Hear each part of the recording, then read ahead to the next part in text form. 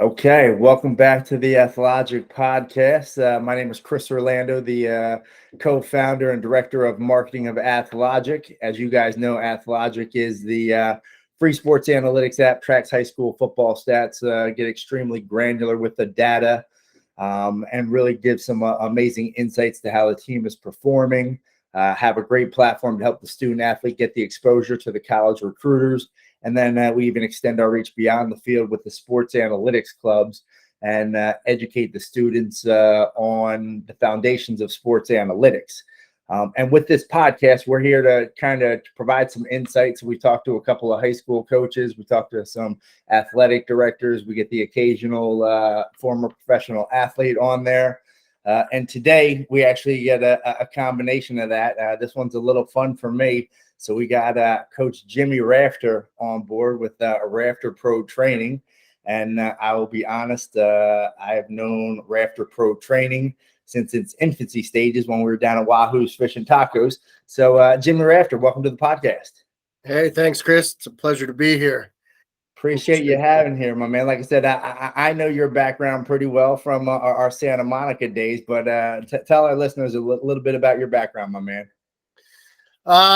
So kind of make a long story short, I always wanted to be a professional soccer player, and I went to University of Dayton in Ohio, and I played on the club soccer team, which was Division I, and very talented. We played Ohio State, Miami, Ohio University, schools like that.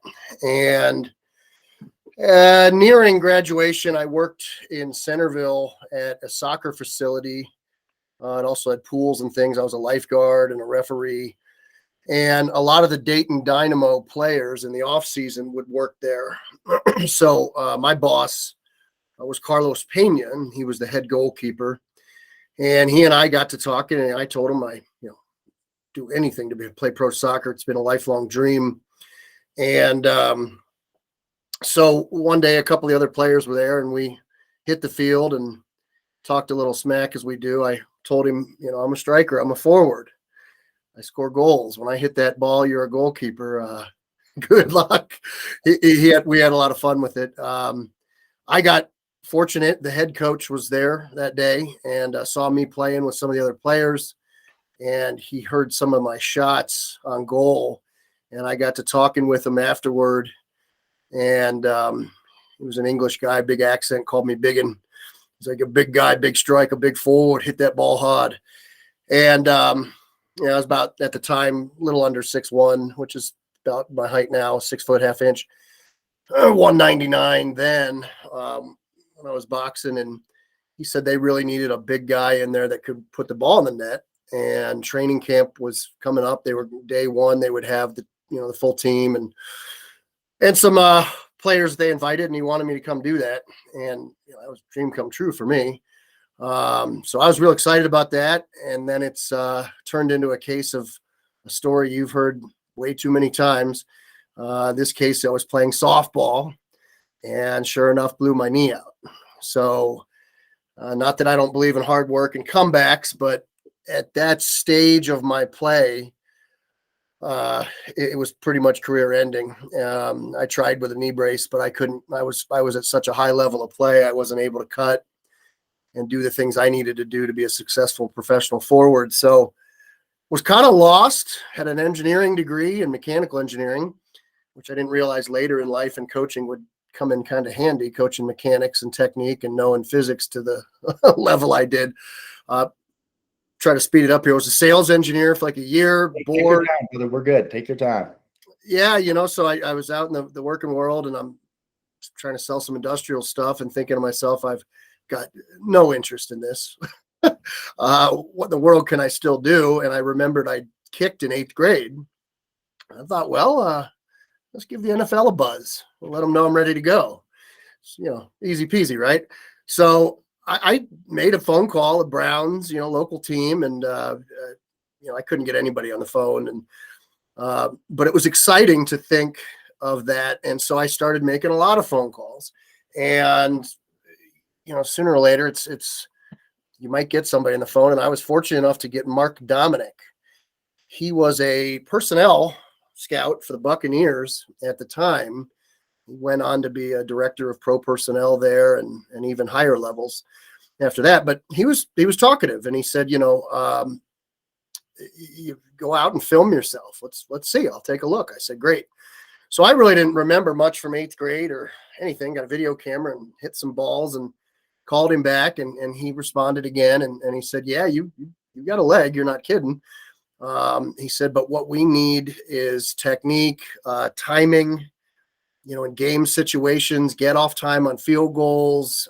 We've got to be able to chart you on kickoffs. And he said a couple things to me. He was encouraging in the fact that he said, look for a good semi-pro organization, at your age, which was, about 24, 25 at this point. That was really my only option to get some kind of footage. And then he also was very, very honest. He said, this is going to be an uphill battle right now. He said, the odds that you're going to get there are slim to none. He said, I'm not trying to discourage you in any way. But he said, you're up against all these college guys and kids that did it in high school. And, but having said that, get after it, get some footage and real games, and I'll continue to talk to you. And I said, great. So I got pretty fortunate. After some research, I found the Columbus Battle Stars, and they were in the National Minor Pro Football League, which was a pretty good league. Played teams from all around the Midwest. We had rivalries with West Virginia. Here's a name you probably remember, Major Harris. Yeah. Oh yeah. So phenomenal quarterback and arm. He was on West Virginia's team. It was kind of fun. Got to play against him. We had a big rivalry with the Pittsburgh Colts. And so I played for 4 years. The last 2 years, they changed the team name to the Columbus Fire. But I was nominated All-Star kicker and punter both my last 2 years. And I hit a game-winning 42-yarder with 19 seconds left against the Pittsburgh Colts in the national championship. So was starting to create a little bit of a buzz, some noise around Columbus, Ohio anyway, and within that league. And so the Sutherland brothers, who you're familiar with, actually, they had talked to their dad and said, they were impressed with what they'd seen. They were both All-Americans at Otterbein and had been with NFL teams at training camps and, very high-level stuff. They said, you really need to get a highlight film and get it out. We think we see something in you. And I said, well, that'd be great. That's what I need to do. So we got fortunate in some time in Woody Hayes' facility, even though you're a Penn State fan. I lived in Columbus, so where the Buckeyes practice indoors. And good old VHS tape, which I actually recently put on YouTube. I had it converted to DVD and uploaded it. It's kind of entertaining with the old school music back in 1999. But I did well with live snap and hold, and I was putting 43 and 47-yard field goals up above the uprights. Just kind of balled out, as they say. Punting was launching them. And so then there was random footage from the semi-pro. We would play in the national championships in flag football down in Florida. And it was actually really good flag football, 8-on-8.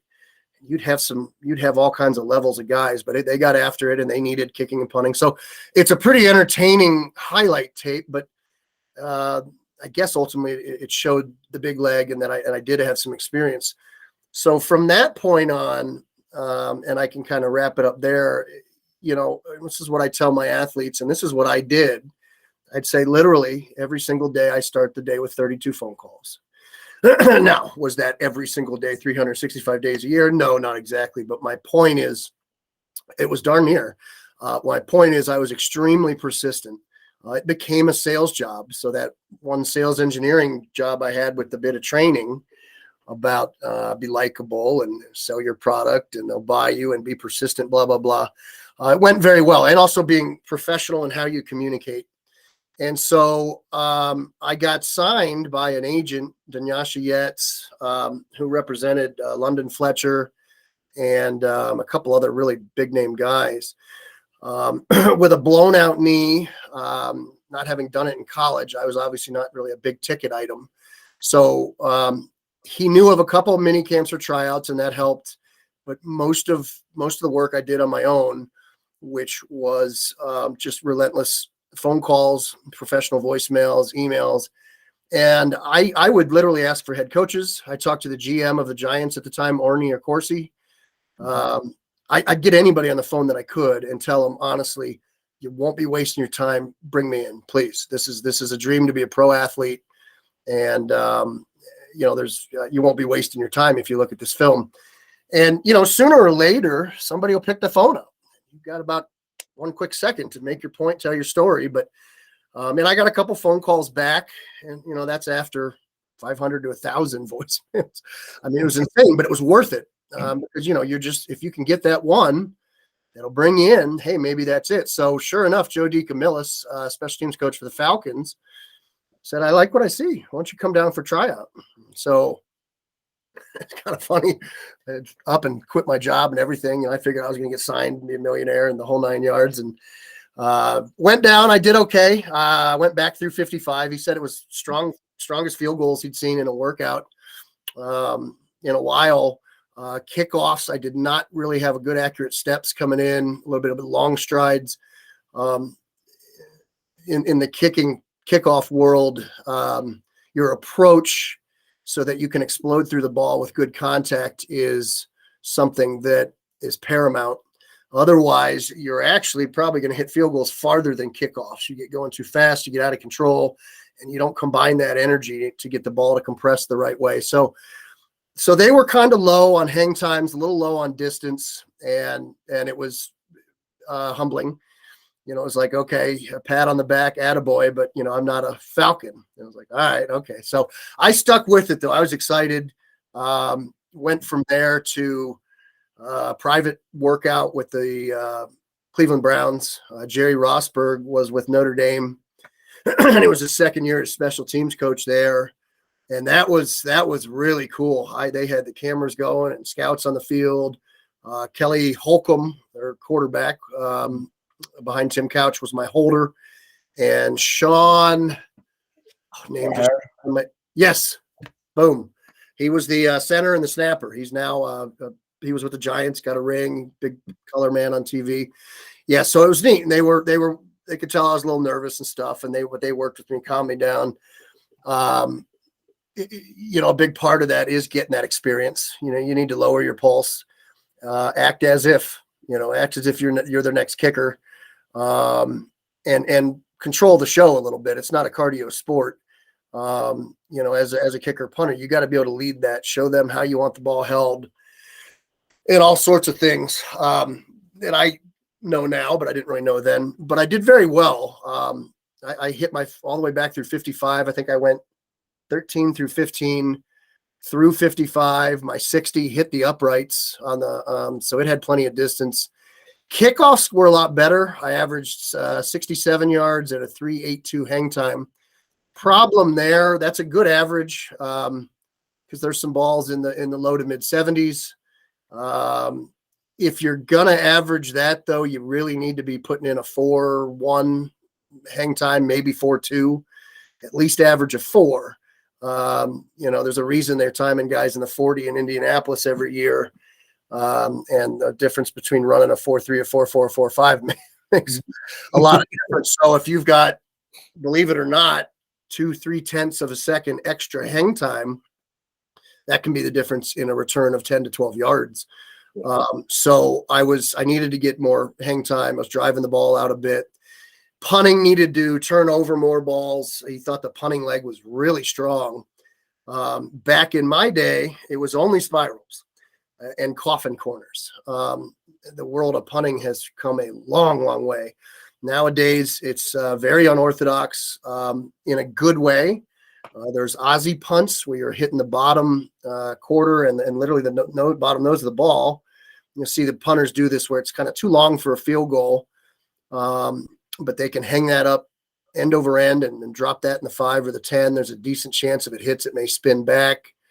Nowadays, there's something called a boomerang, which is really, really, really cool. I've got my high school guys doing it. Literally, I try to train them. If they're doing it in the NFL and doing it in college, let's get them doing it now. If they've got the capability and the get off time, it's just going to improve special teams at the high school level. But this boomerang punt is really neat. You compress the ball a lot like a field goal or a kickoff, but it goes really high. And depending on the angle of the ball, it will actually come back left to right if you're a right-footed punter, which is a return guy is the last thing they're going to expect. An Aussie punt usually always pulls left corner for a right-footed punter, right corner for left foot.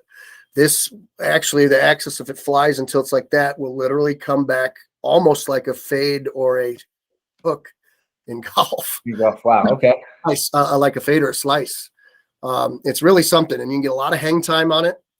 I wish those were around back in my day. I think that would have been neat to hit those. These did not really start coming to light until the Aussies, probably 2009, 10, 11, and these boomerangs are kind of brand new, past year or two, really.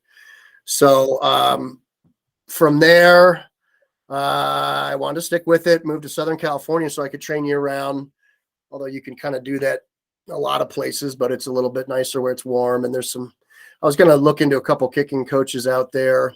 To this point in time, I'd only watched one video by Danny Kite, an old kickoff specialist for the Colts. Okay. So a lot of, even my highlight tape you see on YouTube was almost zero training. So it'd be fun to know what I know now, take that, go back and try again and see how far I got. But I decided to start a kicking company, and that's where I was talking that over with my fiance, who is now my wife of 19 years, Meredith. And that's where I came to you. And I said, hey, what do you think? I'd met you a few years before that and lifting and stuff. And I said, what about doing kicking camps? You know, kicking, punting, and I could do private lessons. And if I'm doing that every day, all day, I'm helping kids and I'm helping my own dream. If I kick and punt every single day, I'm bound, to get that final big contract, hopefully. There was one other great experience I forgot to mention. It's in 2001 as well. So I got signed by the Saskatchewan Roughriders in the Canadian Football League. Went to a mini camp in Birmingham. They invited me to a mini camp at Rutgers and then up to training camp at Saskatoon, Saskatchewan, where I didn't miss when we scored. So there were 2 field goals scored at the end of practice every day, pressure on, full go, everybody screaming, yelling, as they do to distract the kickers. And I had competition and 2 other guys, and they missed, and I just loved it. Step right up, kept the head down, bang, put them through. Made the news article. My buddies back home were seeing it. It's getting all exciting. This looked like the final landing spot for me. And that would have been just fine. I'd have played on the moon if they had pro football. It wasn't really about the money. It was about the pursuit of being a professional athlete and living that lifestyle. And so I averaged 71 yards kicking off. Unfortunately there, I got a little dish of politics. Their veteran kicker, Paul McCallum, was unsigned. And he wasn't at training camp. So the GMs had told me they came to a deal with him. And I said to him, I understand, but I don't. I said, I just crushed your camp. I didn't miss when you scored field goals, literally 100%. I mean, how am I not your next guy? He said, well, we've had a long relationship with Paul and blah, blah, blah. Next year we'll fly you right in and you can go head to head against him and everything. And I said, okay, so don't let the door hit you on the way out. So I didn't follow up with them. It left a bad taste in my mouth because I did everything I was asked to do and then some. But as we all know, there's some politics and things that go on. You keep business side of sports. Keep your head up, keep plowing forward. So you and I met Wahoo's Fish Taco. We can dive into that next, but it started to work. I was getting to the point where I was hitting 4-1, 4-2 hang times on kickoffs, 75 yards, 65-yard field goal off the ground. I'd never been quite that far. And so I was still, while starting Rafter Pro Training, was having some success. Not huge camps, but there wasn't many kicking companies in the country at that point. But it was off to a great start. And then I was still reaching out, making all my phone calls every day to the NFL, taking notes. And the Seahawks and the Jets were going to bring me in for a workout. It was exciting. I was like, okay, this is it. And setting up for my second annual Best Kicker and Punter in LA contest, I turned my ankle and sprained it and broke it. And so it's kind of like the writing sort of being on the wall there. Hey, you're getting injured here. Maybe you ought to just consider being a coach. And it was interesting. So I talked to my wife and to you about that, and it's kind of tough to let that dream go. But as time has gone on, I've found coaching to be an absolute calling in life, probably other than being a husband and a father, the greatest thing I could do next to those. Because you form relationships with the kids, their parents, and I pour everything that I had emotionally into my own goals into these athletes now. And so it feels good. It's a patch for some of the injuries that I went through, but it gives me the ability to still shoot for the moon. The final opportunity actually was in 2004. I forgot to mention. So right after I started it in March, in June, the Bills brought me in they brought in about 6 or 7 kickers, punters, and some snappers for a workout. And I kind of think went in with a little bit of little arrogance. I figured, I'm coaching. I got my own kicking company. I'm going to crush these guys. And, they had rookies there from Clemson and Notre Dame, a couple other guys. And I did well. I didn't hit the ball as good as I thought I maybe was going to. I also had been practicing with a lot of high school balls with my job. And so, you go in with a brand new K-ball NFL, it's going to feel a little different. And so I just didn't I didn't blame them for not signing me there. It's good to be honest. Sure. But that was the professional aspects of the career. I had quite a few calls from Arena and some opportunities there, but Rafter Pro Training came together, and it seemed like an exciting way to make a living. And I also had discovered a lot more things that I could do with the company after our meeting at Wahoo's. So and it's funny. So you talk a little bit about going back to our days at good old Wahoo's Fish and Tacos down in Santa Monica. So that was what, 2004, you said? Yeah. Well, March. 18 years Rafter Pro Training has been running strong. One thing I remember that I was very impressed by was, again, your passion towards these kids and giving back. I remember you used to have stats of how many dollars you had in getting kids scholarships, which was a crazy number off the charts. And over those last 18 years, you've seen kids go from high school to college, and a number of those kids go from the college to the pros. So what kind of, I know your dream was always, like you said, to make it to the show and become a pro athlete. You got as close as humanly possible to that goal that you could. And now, like you said, you have a chance to give it back to the kids. What kind of motivates you to kind of show them how much you grind at, not only when you were trying to get into the pros, but how much you grind with your business and just that grind of life? What kind of motivates you to keep going with these kids? Well, there's a couple different things that come to mind. I'm a young soul, I guess, as you'd call it, that little kid that played in the yard till all hours of the night, kicking the ball, doing every sport. Use imagination is still in me. I'm a big little kid is what I am. And I think that's what I tell a lot of my athletes. I think for me, I'm honoring that same spirit that wanted to be a pro, not only soccer, but I wanted to be pro pretty much every sport I played. Pro Sure. this, pro that.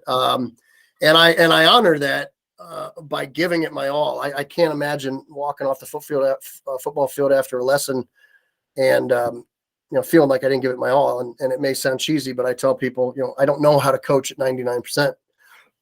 I just don't. I don't. If we say we're going to have an hour lesson, it's probably going to be an hour and 15, hour and a half. I mean, unless we're under time constraints, I'm not out there to watch the clock. We're out there to work hard and make progress each and every time. And that's just something that, has been in my background in lifting and in sports and in anything you do. You need to overdo it. If you want to be exceptional, there's a lot of people out there that are working really hard. You need to do way, way, way more. So it's fun to get these kids that haven't had 6 knee surgeries like I have and 2 shoulder surgeries. and turned ankles and broken this and that. For the most part, most of them are all nice and healthy. So it's great. You know, the future of the world is their oyster. And they, when I come in, versus, you know, some of these other big camps and rankings and stuff, I'm more of that private coach. They can see in my eyes that I believe in them. But I make it very, very, very clear what needs to be done and how hard the work will be. We talk about the odds. We talk about what level they're at related to the current pace to be at maybe a D1A, a D1AA, a D2, a D3, and NAIA. And it's very important to be honest with them. I'm not going to mislead a kid's dreams of sports. I certainly know what that feels like.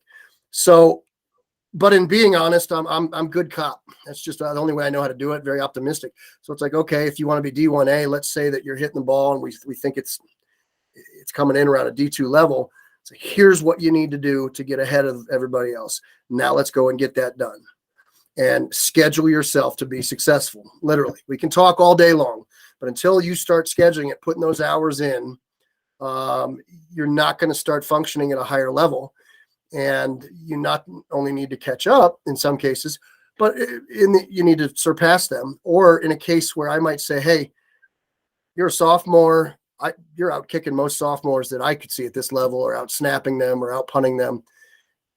Having said that, don't let up, put more into it. Do not let the others catch up to you, because there's 20,000 kids your age out there or more working really hard. And nowadays, there's more motivational speakers, there's more coaches, they're getting this kind of advice, and more are going to follow it.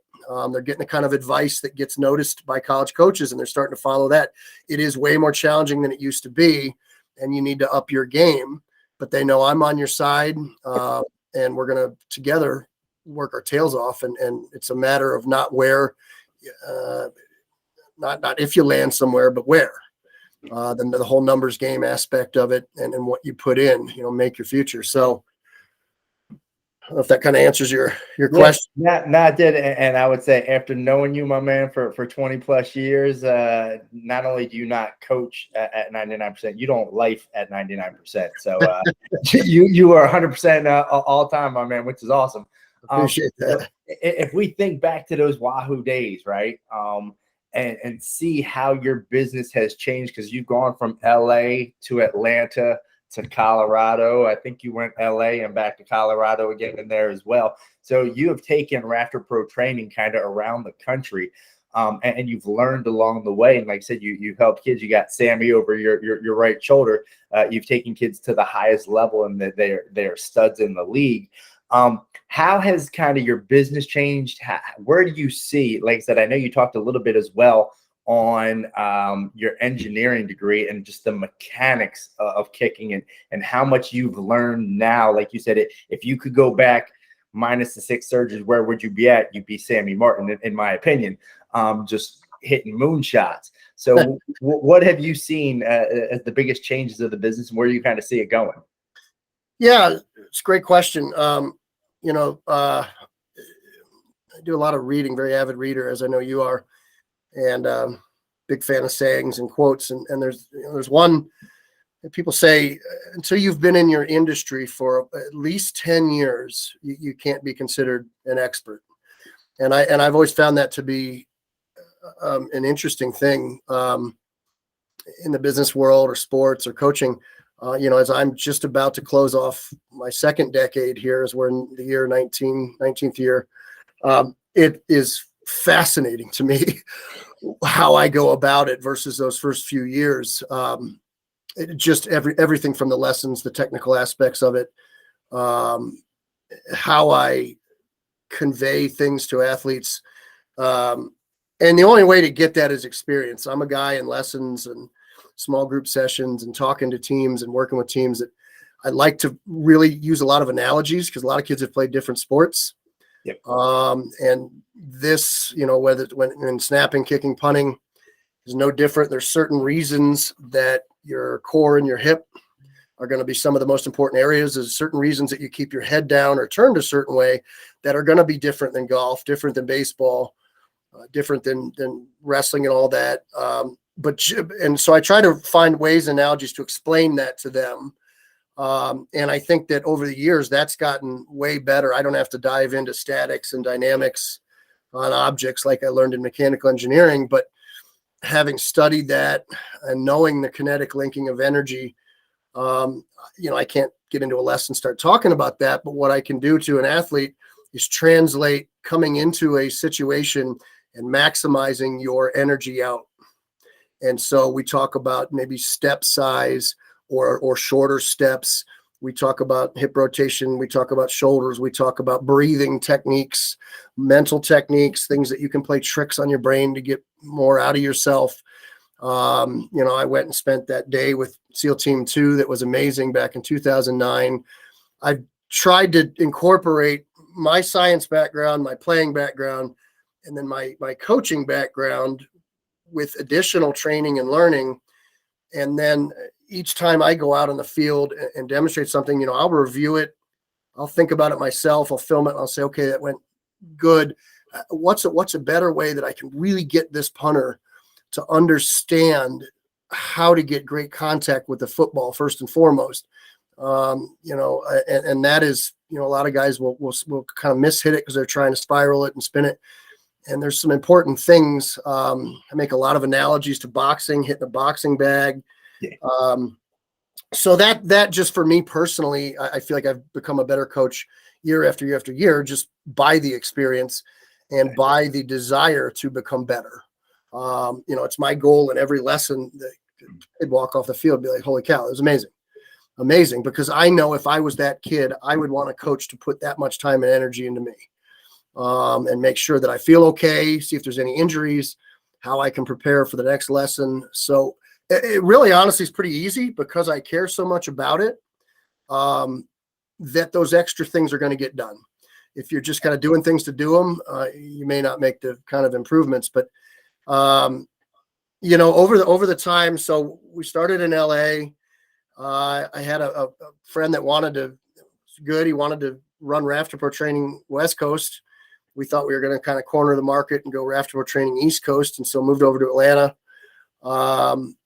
And it was going good. What I ultimately kind of found out, and that's where, I coached Sam Martin, who's I coached him in high school and college. And now he's in his 10th year in the NFL, punter for the Buffalo Bills. I coached Will Lutz in high school. He's a Pro Bowl kicker for the Saints. There was a bunch over there. Chandler Catanzaro played in the league for 5-6 years. Ryan Quigley. Who's that? Ryan Quigley. Ryan Quigley. Yeah, he came out and visited. He did camps. He did a camp. You were there. Have a good relationship with him. He punted for the Vikings for a while and for the Jets. Bradley Pinion is also still a punter for the Falcons. I coached him way back in 8th grade. He was already, I think, 6'1" or 6'2" at the time. He's 6'6" now. Wow. He's got a Super Bowl ring with the Bucs. And so throughout my time, I started moving a little away from camps and moving more into private training and a weekly champions club. Named that because, we're going to compete with each other. But more importantly, we're going to act like champions. Win or lose, you're going to act like a champion. We're going to breathe and talk like champions. We're going to have body language like champions.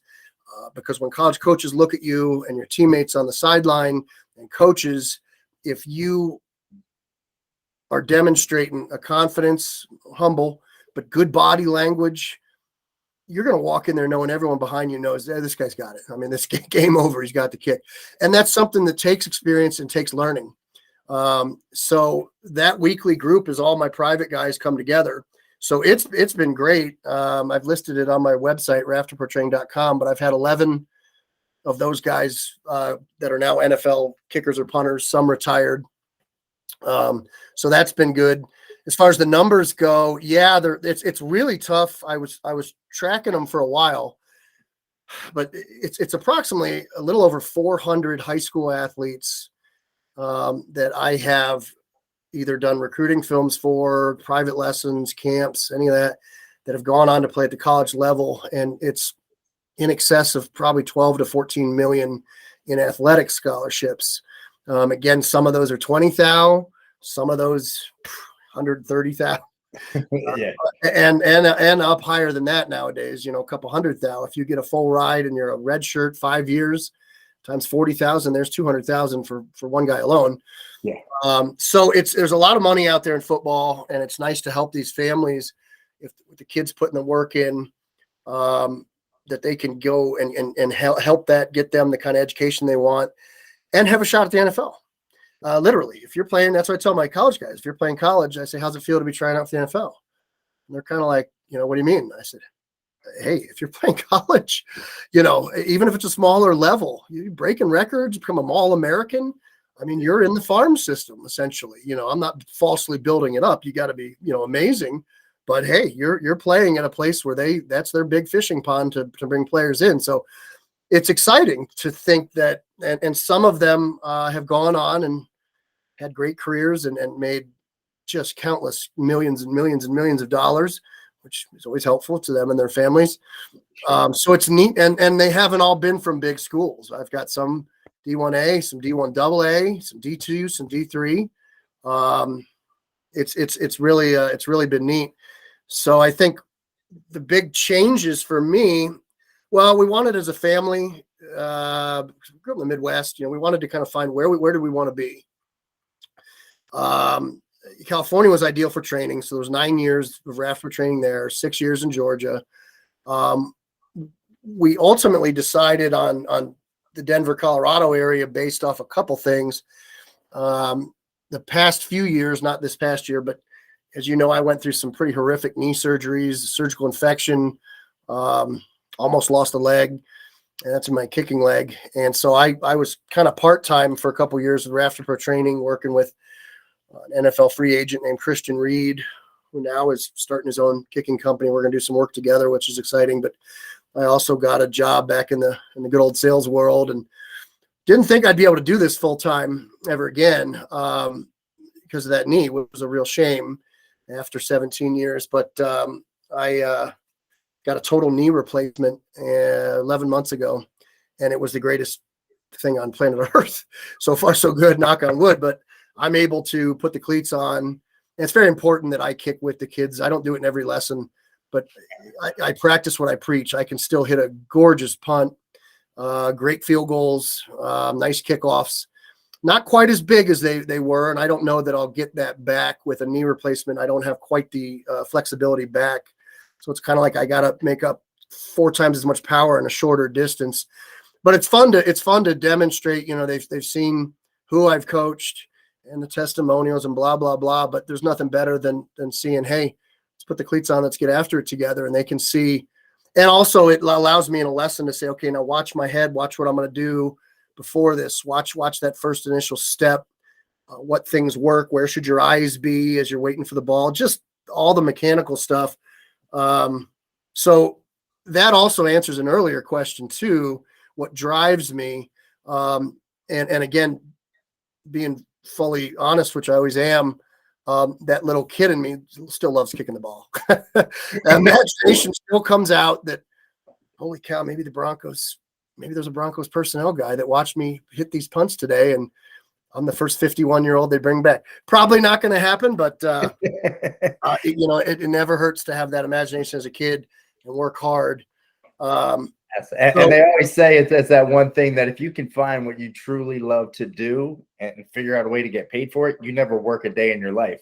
Which you amplify that to the nth degree, and that's really one thing I love about your brother is how much effort you put into these kids. I know that special teams, again, obviously having an analytics company, having a football company that we work with, we definitely focus on all 3 phases of the game: offense, defense, and special teams. And I think special teams is such a valuable component of the game, which I don't think at the high school level it gets as much attention as it should. I mean, I know, like I said, following your career and getting to see the opportunities that you've had to coach these kids, it's something that they're very fortunate to have. So talk to me a little bit. Like I said, you've been kind of reiterating this over and over throughout the talk, man, and I greatly appreciate that, is just kind of your attention to the grind. So, I mean, you're looking at these kids on the field from a mechanical level, everything that they have to do. Then you're also looking at these kids off the field mentally. What do you have to do? How do you keep your mind straight? How do you work on all the other things in life and all that. So kind of talk to us a little bit about, I mean, the grind that you went. You briefly mentioned that you said, okay, I've got 32 calls to make on a daily basis. And I know you from the sales side of the world as well. And we've had this conversation over and over and over again, that life is a sell. And regardless of what you do, you're always selling. Either I'm selling you or you're selling me, but we're always selling in life, and you're always putting yourself ahead. So kind of talk a little bit more about the true grind that you went through to get in front of these coaches. Because like I said, you emailed them, you called them, you were diligent about your process, and kind of show how that overlays to the kids that you're working with. Yeah. So, and on that note, I think it'd be good to mention, some of the changes, and I've got a question for you, because well, I'll just start by saying, one of the reasons I switched from doing a lot of camps, I found other services that I could offer that went hand in hand with what I was doing. Right off the bat, I found out, okay, well, what do they need to do to get to college? And I had a highlight film made for me.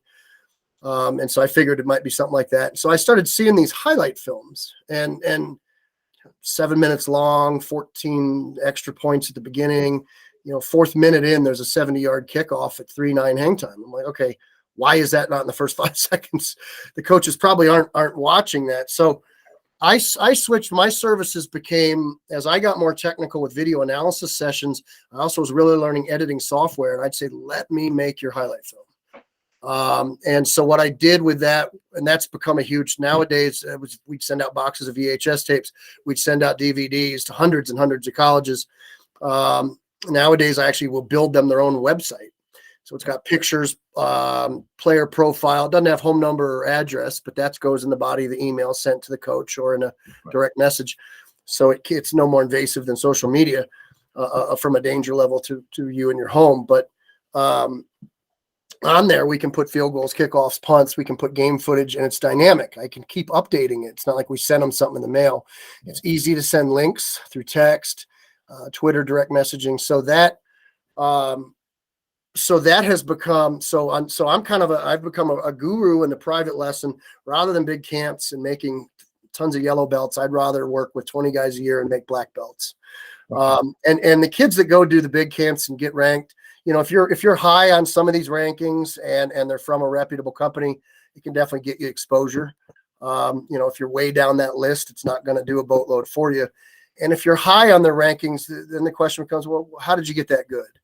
And so chances are there are gurus around the country that are turning these kids into black belts. And so, you can do a combination of the rankings, go to college camps and kick in front of them. But ultimately, a lot of those decisions are going to come down to game film or a highlight film. And so I started filming mechanical angles as well. Like when I was with the Browns and stuff, you see a big camera right in front of me. And I said, I'm going to film them when they're really warmed up, look for that awesome slow-mo shot from different angles and try to get a little artistic with this thing. And so I started making highlight films that are, wouldn't say Hollywood quality, but it was blowing coaches out of the water. Sam Martin, who's with the Bills, I can't tell you how many college coaches told him and his parents it was the most impressive recruiting film they'd ever seen. And that was that interesting because it led me to doing lineman films. It led me to some wide receivers, quarterbacks. With those people, I just said, I'm not an expert in that position, but if you can pick the plays out and together, I can put together an incredible film. And so that's been a lucrative part of the business and also very helpful to athletes. Accompanying that then is the whole. So that's what's changed for me. Now, one thing I wanted to mention is how I've seen the industry change. So I feel like I was maybe one of the only people back in 04, 05, 06, 07 giving this advice out. Now it's given out now a lot more, but I would take them through the whole sales game. Okay. If you're going to, more stuff you throw at the wall, something will stick. Pick as many D1As, D1AAs, D2s, D3s as you can. Again, make sure you're fishing in the right pond. Meaning, let's look at your statistics, and with what you do, and we'll get into that in a sec, has made that way, way, way better nowadays. But are you really going to get bites out of that D1A, or let's be realistic with where you're shooting. But I would tell them, call the coach up, email them, be persistent, relentless. Don't be annoying. You're not a telemarketer though. You're a kid with a dream, and there's nothing wrong with that. Your parents can email and call. I can do it, but we got to get to the people making the decision, and we got to let them know this guy is really, really interested. And it's the same way I had to do it to get in the NFL. You just have to have thick skin and keep saying I can. And sooner or later, you're going to find yourself in the right spot, right place. And it's just ultimate determination.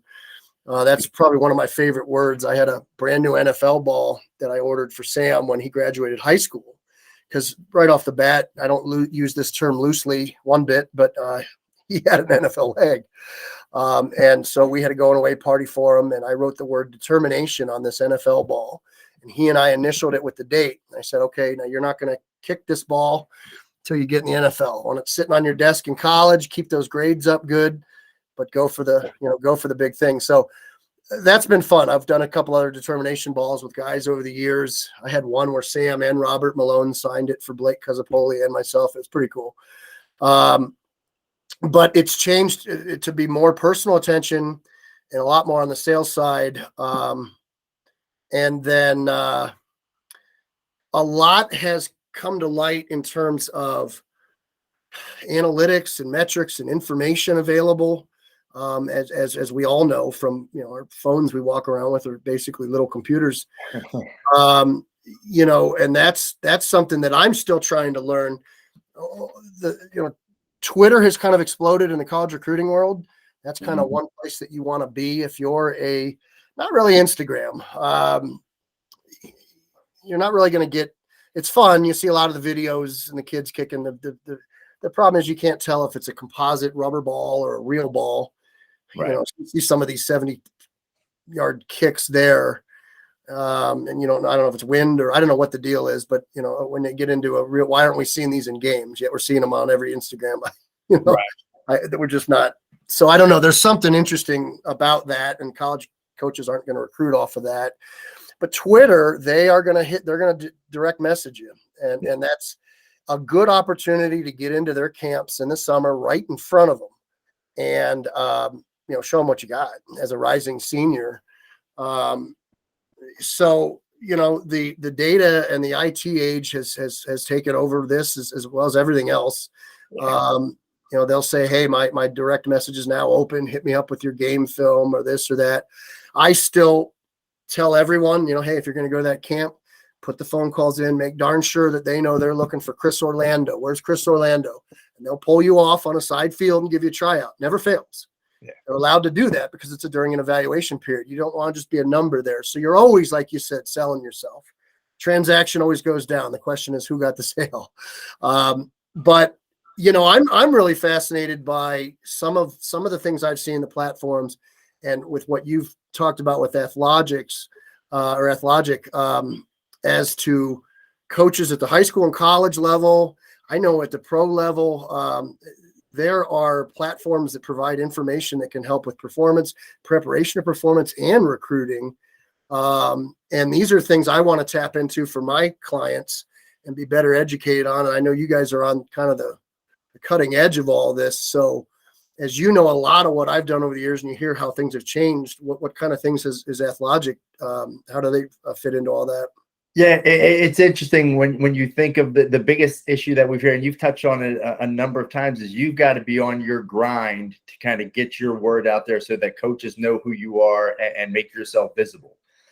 Granted, I mean, if you're the CJ Strouds of the world, or the kid from Alabama that had been recruited since they were in 7th grade, yeah, those kids are going to get found regardless. But the vast majority of kids don't have enough exposure to potential college recruiters to kind of get out there. And that's really kind of one of the big genesis of what we're trying to do with our platform, is to give these kids that opportunity to get that exposure. Not only do we have their football stuff on there, but we put in academics and all the social media as well, start educating them on name, image, and likeness. And I know you were a great help with Jackie, and I think it would be fun to do another podcast where you and Jackie can kind of geek out on the numbers and get through the engineering degree and that whole side of it. Because again, that's a huge component of everything that we do. And like I said, I know you helped us with being able to figure out that the hang time, the arc of the ball, the launch angle, things of that nature. I know we add the weather in there as well to get the wind. So we get pretty crazy from an analytics standpoint, what we can do with the kicks.